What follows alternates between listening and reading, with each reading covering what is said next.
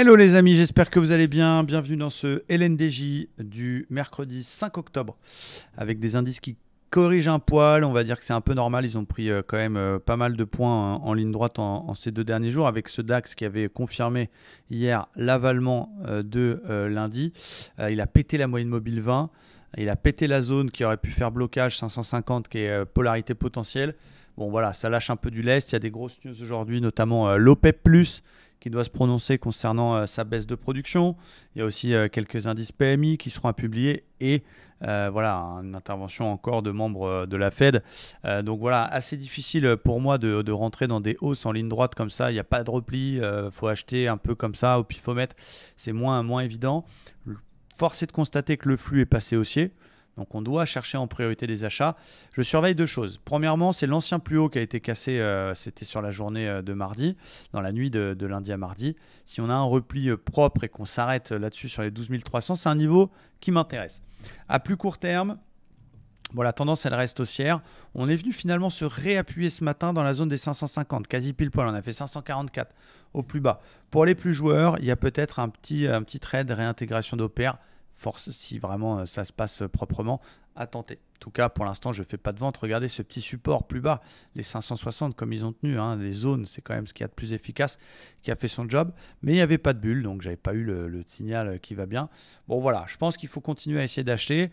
Acheter sur des replis. On a enfin un repli sur la MM20. C'est plutôt propre. On est peut-être dans des figures dites de continuation. Voilà, il faut faire attention parce qu'on peut aussi se faire avoir par un fake rebond. Mais bon, force est de constater que pour l'instant, c'est solide. J'ai pas envie de shorter ce marché. On est passé en flux haussier. J'attends un repli. Le plus important, ce serait 12 300, 330. Et peut-être un petit peu joueur, une réintégration dans l'OPR pour aller chercher le haut d'OPR, voire les plus hauts. Du côté du Dow Jones, c'est un peu la même chose. Finalement, tous les indices se ressemblent. Voilà, la hausse, elle est quand même spectaculaire. Il a pris pratiquement 1500 points en ligne droite. C'est impressionnant.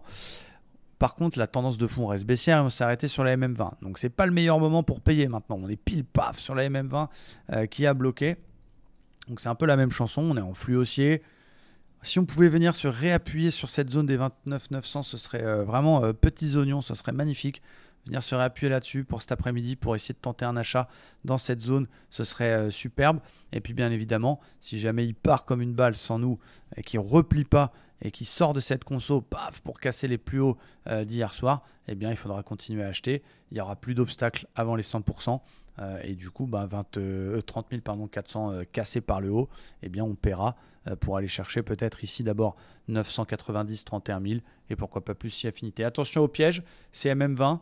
Je vais privilégier toujours les achats dans ce flux haussier, mais en attendant les replis sur les zones dites polarité, avec pour le dos en priorité cette zone 29 900, 29 850 qui est quand même assez intéressante. Donc voilà, c'est pas évident, ça se passe vite, fort, sans repli dans les deux sens, donc il faut rester extrêmement prudent. Hier j'ai fait deux petits trades, les deux BE, donc une vente sur une bulle et un achat sur un fanion. Donc pas de biais, on traite ce qu'on voit. Parfois ça fonctionne bien, parfois c'est moins évident. Il faut rester hyper sélectif dans ce marché et surtout ne pas anticiper. Voilà, prudence à tous, merci, très belle journée de trading. Ciao.